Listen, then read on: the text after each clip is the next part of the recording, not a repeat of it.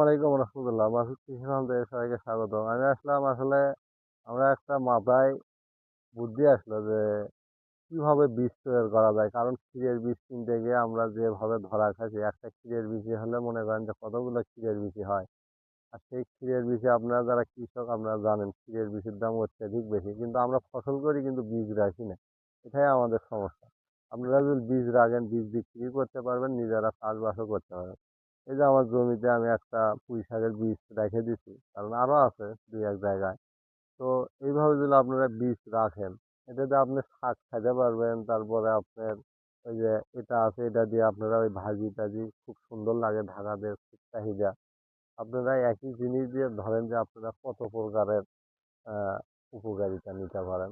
দেখেন আলহামদুলিল্লাহ বীজ কিভাবে করে আপনারা দেখেন। এই যে এটা পুঁই শাকের বীজ, আলহামদুলিল্লাহ কত সুন্দর দেখতে।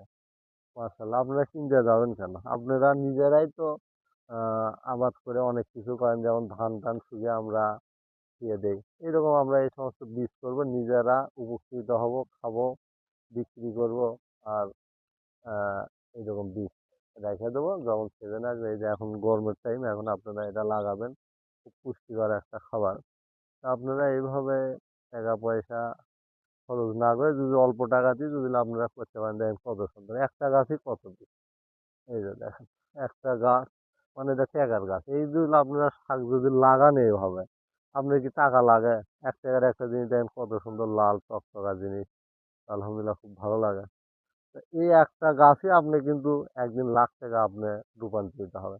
আপনি একটা বিজনেসে লাগান, লাগানোর পর পরের বার দেখেন এই বীজ কয় টাকা বিক্রি করেন। এই বীজটা গাড়িয়ে দেখেন, আপনি শাক করলে আপনি 2-4 বছরের মধ্যে ইনশাল্লাহ এই শাক লেগে লেগে আপনি 1 লাখ টাকা 2 লাখ টাকা ইনকাম করতে পারেন। কিন্তু ছেলেপেলে যারা আছে তারা কিছু লাগায় না, খালি মোবাইল এই সমস্ত নিয়ে ব্যস্ত থাকে।